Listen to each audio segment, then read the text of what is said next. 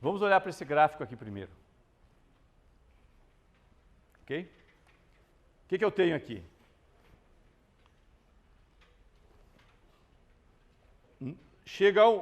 Misturei o cimento. Num primeiro momento, ele é um fluido. Não tem resistência mecânica. É um fluido. É uma suspensão fluida. Pode ser mais fluida ou menos fluida, mas eu consigo, se eu botar um esforço nela, ela se move. Eu coloco ela num recipiente e boto alguma energia, ela fica com o formato do recipiente. Características de um fluido. Quando a reação química começa, ele lentamente, aqueles grãos que estavam em suspensão desaparecem e passam a formar um sólido. E o material começa a ter resistência, na medida que a porosidade diminui. Então a resistência do concreto vai surgir quando as reações químicas já aconteceram em alguma quantidade suficiente para que os grãos formados por hidratação se colem uns nos outros, formando uma rede tridimensional. E aí eu tenho um sólido. Tá. À medida que a reação procede, a porosidade diminui, porque a água passa a fazer parte do sólido, e a resistência cresce. Existe uma relação exponencial entre resistência e porosidade.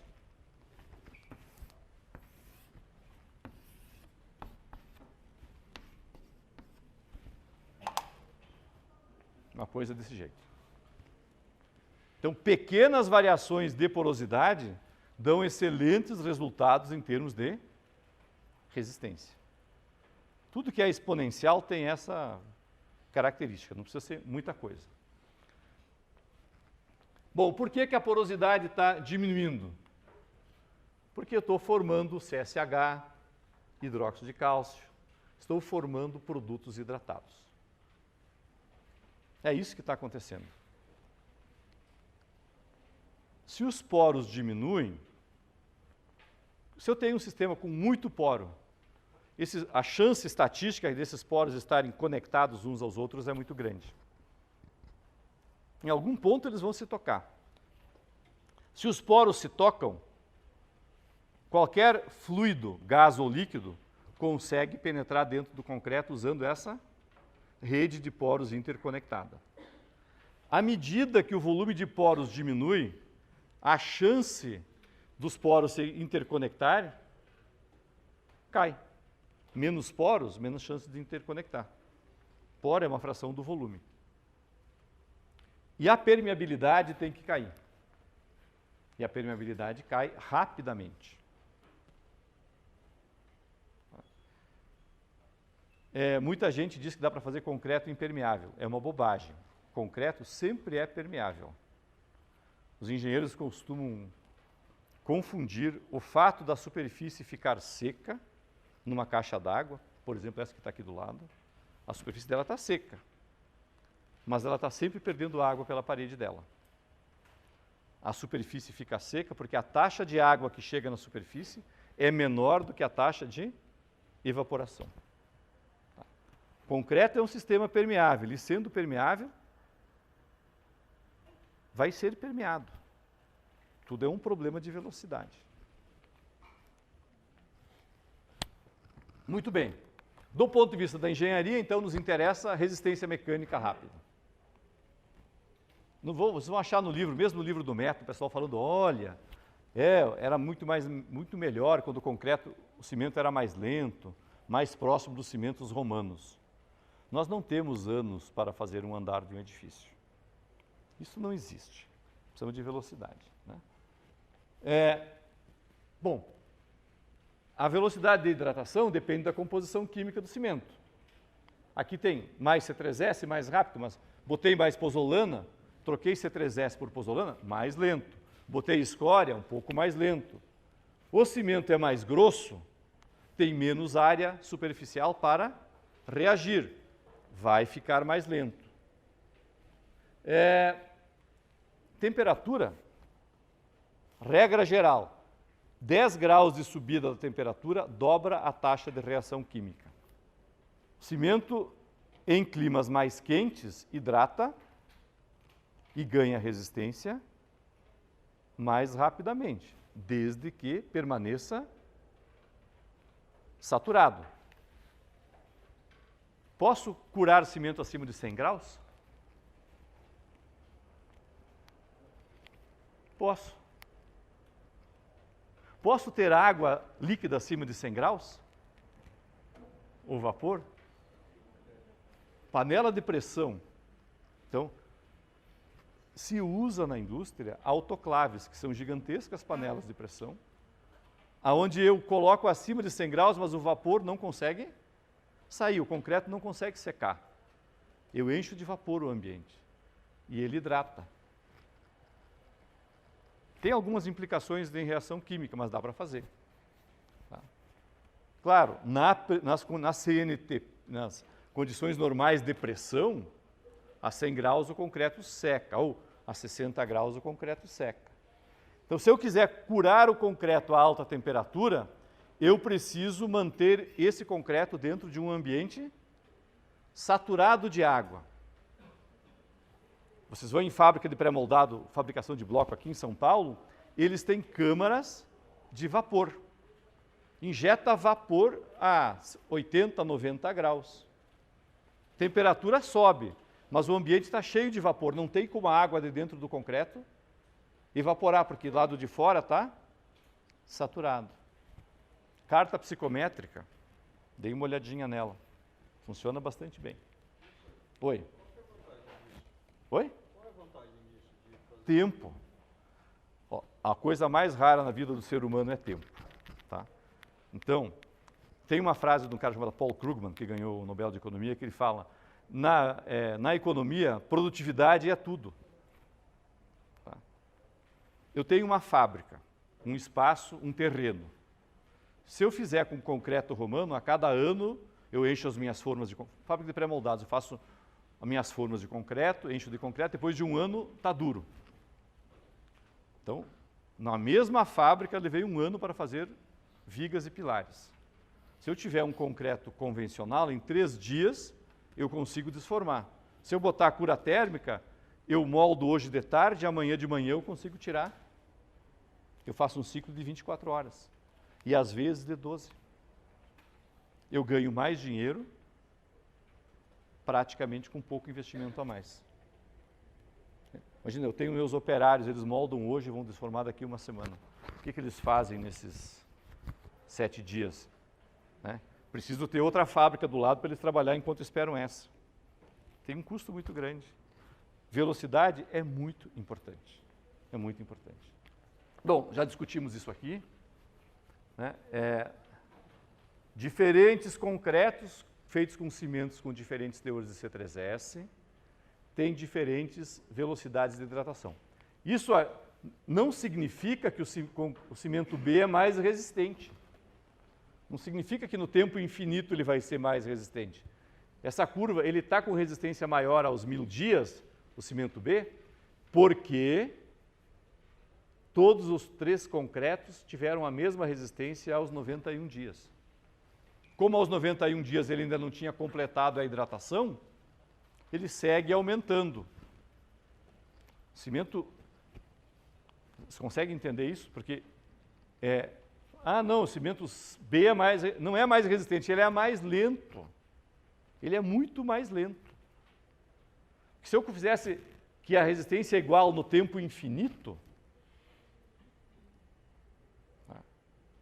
não, eu fiz aos 91 dias.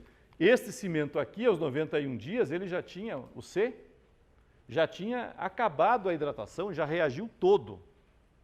Não tinha mais o que reagir. Então ele não ganha mais resistência. Esse aqui continua reagindo. Provavelmente nessa formulação eu coloquei muito mais desse cimento do que desse, para ter a mesma resistência aos 91 dias. Então, cimentos lentos não são mais resistentes. Não existe diferença significativa entre a resistência mecânica dos cimentos com diferentes composições químicas. O que governa a resistência é a porosidade. O que governa a resistência é a porosidade. O que os tipos de cimento governam é a velocidade com que a porosidade é diminuída. No final, tudo converge. Mais fino, resistência mais rápida, e por aí vai. Né? Mais fino, um dia, uma enorme diferença a finura. Aos 28 dias, nem tanto. Porque aqui ele já esgotou praticamente a resistência mecânica. E por aí vai. Então vamos lá. O que a gente sabe? Cimento reage com a água, aumenta o volume de sólidos, libera calor. O excesso de água, a água que não foi consumida pela reação química, forma poros, e os poros governam a resistência e também a permeabilidade. Permeabilidade, todo o processo de degradação, de uma forma geral, implica em alguma coisa agressiva do meio ambiente entrar dentro do meu concreto. Ok? Complicando um pouco mais. Vou começar com isso. Até agora, eu estou falando de porosidade. E a porosidade, ela não está igualmente distribuída em toda a pasta de cimento. Isso aqui é uma foto por microscopia eletrônica de varredura. Vocês vão ter que acreditar em mim quando eu digo que isso aqui é um grão de agregado. Tá? Que isso aqui Aqui tem grãos de areia, não sei se vocês conseguem ver, porque esse projetor não é exatamente o dos meus sonhos. Conseguem ver os grãos de areia aqui, que tem mais ou menos o mesmo brilho do agregado? E no meio eu tenho, colando tudo isso, eu tenho a pasta de cimento. Aqueles grãos que desapareceram e formaram esses produtos hidratados, ok? Isso aqui é uma técnica que é interessante, porque o pessoal faz um metal líquido e impregna dentro do concreto. Vocês estão vendo, e o metal vai entrar nos poros maiores do concreto. Estão vendo que nesse concreto aqui tem uma grande porosidade na interface entre a brita, bem grande aqui, e a pasta de cimento. Tá. Então, concreto, argamassa, eu sempre tenho pasta mais o ligante. Eu boto, a pasta, que é feita de ligante, mais o agregado. Eu coloco o agregado para deixar as coisas mais baratas. Coisas baratas são boas, né? E também para reduzir a retração química. Enfim, tem um monte de vantagem. Eu boto o agregado. Mas existe uma concentração de defeitos na interface entre a pasta e os agregados. Isso é um ponto fraco do concreto. Aqui tem um desenho. Aqui está o agregado. Essas esponjinhas aqui, essas algas, são o CSH, esses hexágonos são hidróxido de cálcio hidratado e as agulhas são intringita. E o vazio é poros. Então, existe uma variação de composição química e uma variação de porosidade quando a pasta de cimento se aproxima do agregado. E isto é tão pior quanto mais água eu tenho no meu sistema. É tão pior quanto mais água eu tenho no meu sistema. Quanto mais água, pior esse sistema fica. Então, eu tenho uma concentração de poros na interface. Né? Olhando para um concreto, eu tenho fases macroscópicas, eu tenho fases microscópicas, eu tenho os macroscópicos, eu tenho os agregados, a pasta está no meio, na pasta eu não enxergo. Né? E eu vou ter, em volta dos grãos, acúmulo de água, essa zona vai ficar mais porosa. Quando eu misturo concreto, a água, o que acontece com uma partícula dentro de um líquido? Experiência prática de vocês. Nunca jogaram nada dentro de um líquido? O que acontece com a partícula? Fica em suspensão? Ou afunda. Densidade do cimento é 3,1. Fica em suspensão? Mas Mas como é que eu misturo a pasta de cimento e fica aquele creme lá tal? Vocês venham visitar Stokes.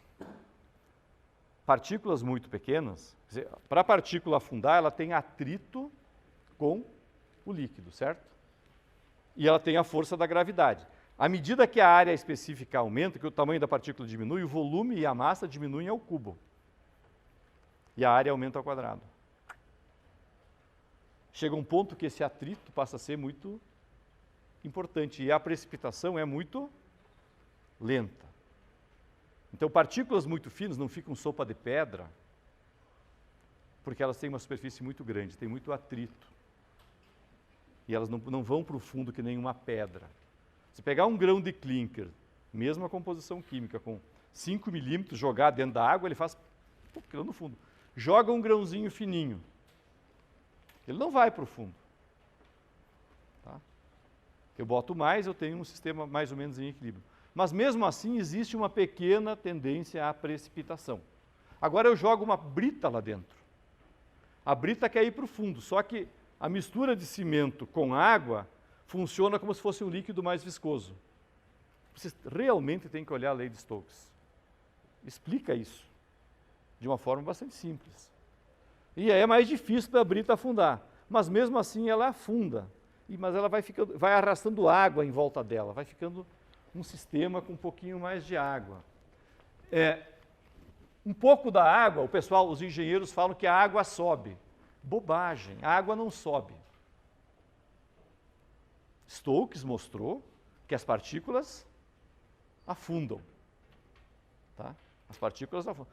Não existe uma força puxando a água para cima. Existe uma força puxando as partículas para baixo. Tá? Então, o concreto moldado em locais com gravidade elevada vão ter sempre alguma movimentação de partículas e vai ter acúmulo d'água debaixo das britas. A água vai aparecer na superfície, os engenheiros falam exudar. Né? Na verdade, as partículas vão afundar e vai ficar só água na superfície. Bom, o que eu sei sobre o excesso de água? Eu tenho um pouco de água para a reação química e o resto fica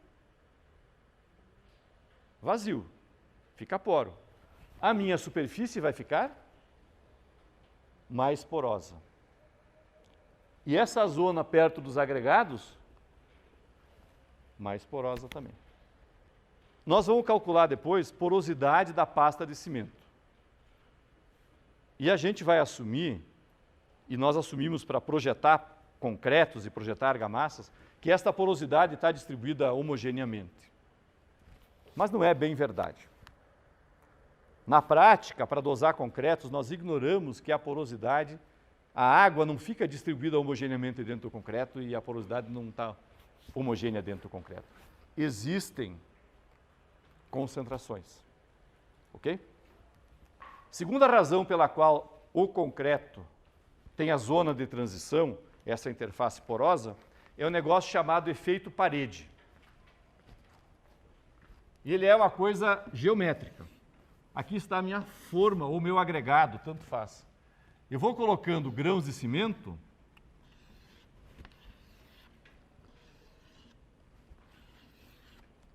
Né? Aqui, ó, se não tivesse a parede, entraria outro grão aqui, né? Mas não entra, porque a parede não deixa.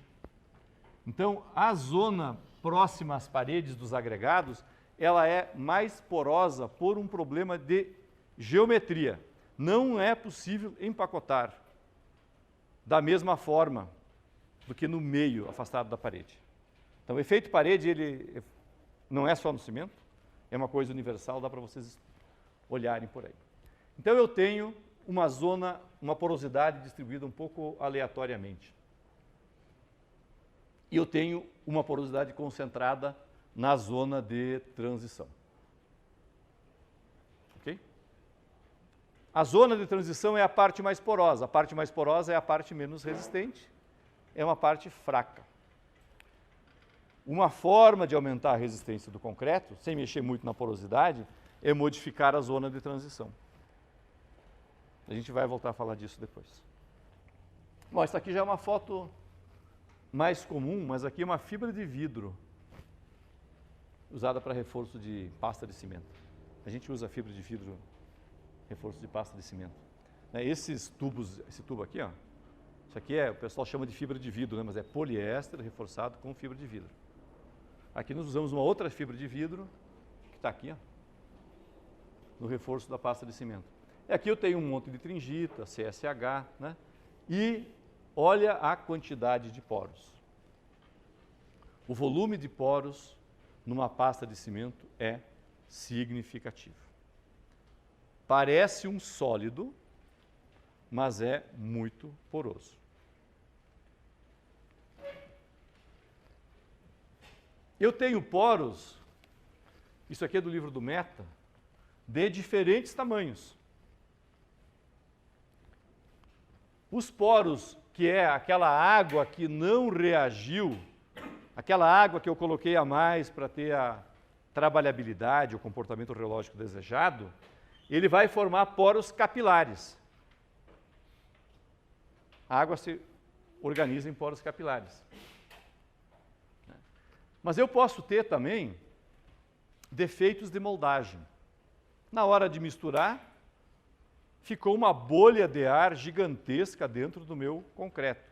O pessoal na obra chama de bicheira. É um nome pouco técnico, né? Na verdade, não tem bicho nenhum lá dentro. É apenas um defeito. Tá? Falha de compactação. Já viram a forma mais comum de concreto? O cara lança e vem com um vibrador. E as bolhas de ar deveriam sair. Se eu não deixei o vibrador por tempo suficiente, algumas bolhas ficarão no meu concreto. Tá? Então são, aqui, entrapped air, bolhas presas. Em argamassas e em concretos que são utilizados em zona sujeita a gelo e degelo, existe a incorporação de bolhas de ar. Alguém consegue imaginar por que bolhas de ar resolvem o problema de gelo e degelo? O que acontece? Concreto sempre tem água dentro. Um pouquinho, 5% de umidade comum. 5% da massa, 2.400 quilos, 5% são 120 litros de água num metro cúbico de concreto. Mesmo no ambiente seco, porque o ar está cheio de água. A água, quando congela, aumenta de volume. Quando eu coloco as bolinhas de ar, elas deixam espaço para que a água aumente de volume sem criar pressão. Então, o concreto que é feito, sei lá, na Bolívia, nos Andes, no sul da Argentina, no Chile, todo ele tem um pouquinho de ar, que é para dar espaço para a água do congelamento expandir e retrair. Bom, quando eu faço isso, perco resistência no meu, porque aumentei a porosidade. Mas é melhor perder resistência do que perder estrutura. É uma conta de chegada. Né? Nós também temos um problema que o CSH, que é a fase mais popular, de maior volume, sei lá, 70% do volume da pasta de cimento hidratado, ela tem poros dentro dela. Ela é uma estrutura que são placas empilhadas com camada d'água no meio. E é um poro. Então eu tenho poros, né, que o pessoal chama de espaço interplanar do CSH, que são coisas na escala do nanômetro. O que nos preocupa em termos... Aqui não há muito a fazer, porque sem CSH eu não tenho resistência. E o CSH implica em poros, não tem jeito. Esses poros aqui, que é do excesso d'água, eu consigo retirar. E esses aqui de cima, eu devo evitar. Um concreto que é pouco fluido, difícil de moldar, aumenta a chance de grandes bolhas de ar ficarem incorporadas inadvertidamente. E não é incomum que elas fiquem dentro de um pilar e o pilar esmaga. O prédio começa a subir, daqui a pouco o pilar lá do térreo dá uma esmagada. Às vezes não é bolha de ar. Eu fiz um trabalho uns anos atrás em Santos, estava no 8º andar do prédio quando o pilar do meio do térreo esmagou. escora o prédio e tudo mais. Esmagou, ele encurtou uns, sei lá, 5 centímetros, não lembro mais.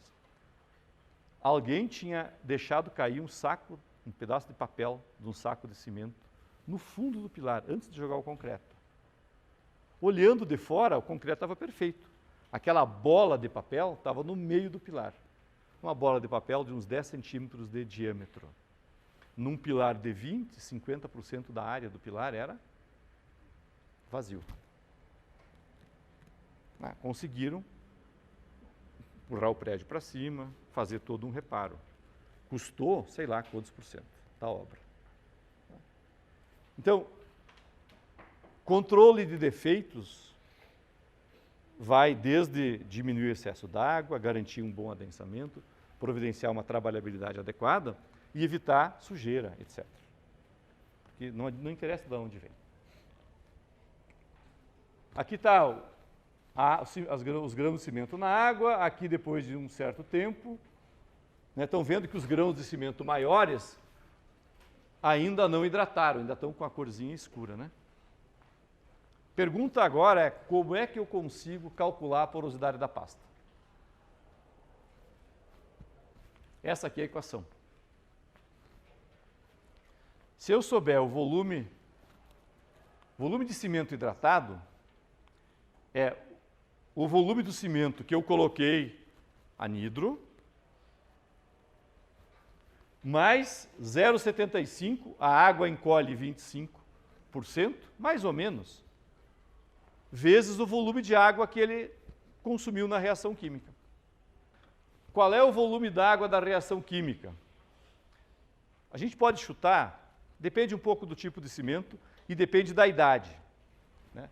Mas isso aqui, para os 28 dias, a gente chutar que o cimento, dá para adotar que o cimento vai reagir depois de 28 dias com água igual a 20% da sua massa. 1 quilo de cimento, aos 28 dias, vai reagir com 200 gramas d'água. Ok? Essa água vai reduzir 25% no volume. Tem uma retração. Vamos imaginar uma mistura. Pasta pura, cimento puro, 1 quilo de cimento, meio quilo d'água. E vamos admitir que todo o cimento vai reagir. Primeira coisa, precisa calcular o volume dos reagentes. Qual é o volume de pasta de cimento que eu produzo misturando 1 quilo de cimento com meio litro d'água? Vocês conseguem imaginar como calcular esse volume? As densidades estão aí. No segundo ano de engenharia da Poli, vocês precisam olhar para esse negócio e não podem mais pensar, precisam saber. Se vocês ficarem nessa disciplina patinando com transformações volumétricas, vai ser bastante difícil. Então, 1 quilo de cimento, 3,1 grama por decímetro cúbico, dá 0,32 decímetro cúbicos. Meio litro d'água, a densidade d'água é 1. Então, eu misturando 1 quilo de cimento com meio litro d'água, eu tenho 0,82 litros de pasta de cimento. Isso é no momento zero. Eu estou dizendo que não vai ficar nenhuma bolha de ar aí no meio. Tá? Esquecendo esse assunto nesse momento. Vamos assumir que a água de reação é 20% da massa de cimento. Essa informação, isso vai variar de acordo com o cimento. Tem cimentos que reagem mais rapidamente aos 28 dias, até 28, e tem mais lento. Estamos assumindo, nesse caso, que aos 28 dias eu tenho 0,2 kg de água de reação, porque é 20% da massa do cimento. Então eu tenho o volume do cimento mais o volume da água de reação. Só que essa água de reação, ela sofre uma retração de 25%. Então, somando cimento mais a água de reação menos a retração da água, eu tenho o volume de sólidos produzidos. A hidratação faz, então, que o volume de sólidos saia de 0,32 e vá para 0,47. O que eu sei sobre cimentos e concretos? O volume final do produto é igual ao volume da forma. A minha forma tinha 0,8 litros, o sólido vai ter praticamente 0,8 litros. A diferença é negligenciável, ok? A geometria da forma é a geometria da peça. Ela é um pouquinho menor, mas é muito pouco, não nos interessa. Então eu tenho 0,47 de sólidos e meu volume total era 0,82. 0,82 menos 0,47, tenho 0,35 decímetros de poros. Então, no meu cimento, nessa pasta endurecida, eu vou ter 0,47 decímetros cúbicos de sólidos e 0,35 decímetros cúbicos de poros, num volume total de 0,82. Só olhando aqui embaixo, 0,35 de poros, mais 0,82 litros, dá 43 decímetros cúbicos de poro por decímetro cúbico. A porosidade dessa pasta é 43%. 43% do volume daquele sólido de 0,82 litros é poro. Meu olho não vê nenhum desses poros. Eu enxergo um sólido, mas quase metade do volume daquele sólido é vazio. Está cheio da água, mas a água vai evaporar e aquilo vai ficar vazio. A água colabora para a resistência mecânica? Eu aperto a água, vai para fora, como se fosse uma esponja. Pode até dar uma contribuiçãozinha no início, mas francamente nada muito decisivo. Qualquer um de vocês aperta um bebê, esmaga uma esponja e tira a água de dentro, certo? Uma pasta com água cimento 0,5 vai dar tipicamente 40 megapascal de resistência. 38, 40. Então, num concreto de 40 megapascal, 40% do volume da pasta é poros. E ele tem 40 megapascal.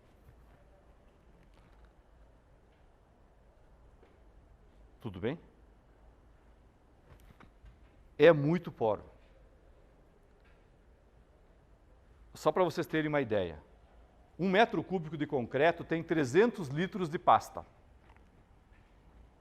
320, 330, 270, 300 litros de pasta. 300 litros de pasta. 43% de poros.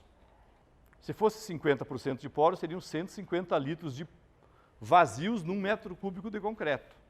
São uns 120 litros de vazios. Tá? E isso tem resistência alta. Fala.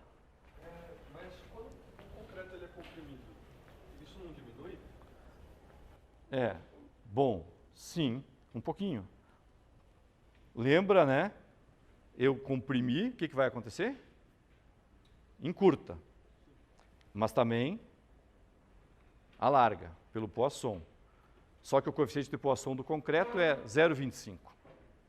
Então, sempre que eu comprimo alguma coisa, ela diminui de volume. Mas a deformação de ruptura do concreto é 0,02%. E aí ele rompe. Não é uma esponja, é um material frágil. Tá? Então, na prática, essa porosidade, a maioria dos concretos do mercado hoje, o mais comum, 40 megapascal. Ele vai ter lá 120, 130 litros de vazios num metro cúbico de concreto. Ok? E por aí vai ocorrer muitas reações químicas.